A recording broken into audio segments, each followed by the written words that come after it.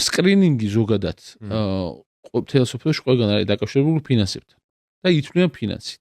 რომ მე ამდენ პაციენტს რო უკეთებ PSA-ს რა მოგება მაქვს ამით. ანუ რამდენ პაციენტს გადავარჩენ, მოდი ესე ვიტყოთ.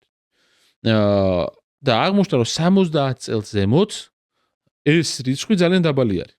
და რატო?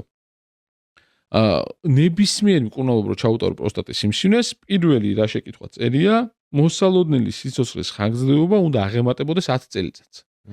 თუ არ აღემატება 10 წელიწადს, ეგრეთ წოდებული დეფინიტიური, ანუ უშუალოდ პროსტატის მკურნალობა, რაც ოპერაცია ან დასხივება არის, ხო? არ ხდება.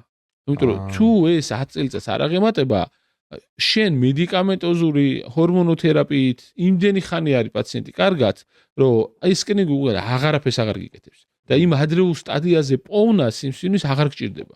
რომ აცვლის არაფერს პაციენტისთვის. შეიძლება პირიქითაც ეს ცხოვრების ხარისხი პირიქით გაუარესო კონდეს თუ ოპერაცია ჩაუტარე ქიმიოთერაპია და ასე შემდეგ.